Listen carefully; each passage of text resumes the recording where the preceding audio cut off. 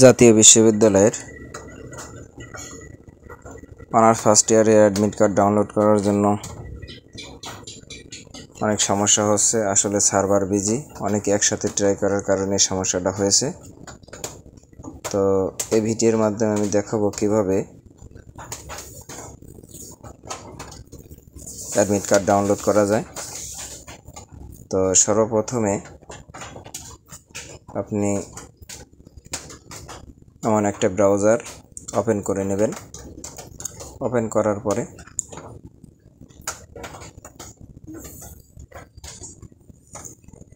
একটু নিচে আসবেন। নিচে আসে অনার্স অ্যাপ্লিকেশন, এখানে ক্লিক করবেন। ক্লিক করার পরে দেখবেন এমন আসবে। আসলে এটাই সমস্যা। তো এখানে একটা লিঙ্ক আছে, এই লিঙ্কে দেখবেন 55 লেখা আছে।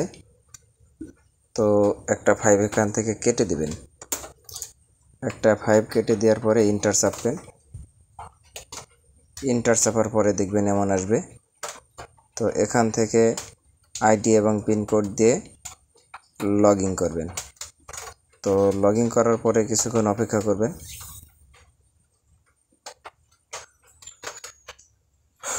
অপেক্ষা করলে আপনার এমন অ্যাডমিট কার্ড ডাউনলোড এই অপশনটা আসবে।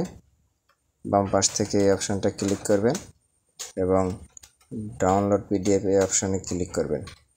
তো এই অপশনটা ক্লিক করলে আপনার অ্যাডমিট কার্ডটি অটোমেটিক ডাউনলোড হয়ে যাবে।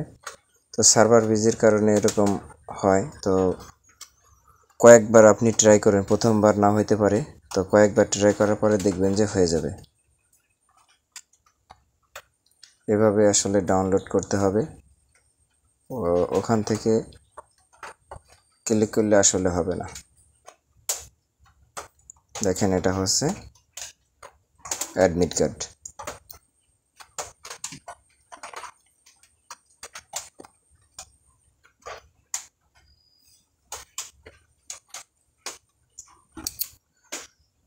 এভাবে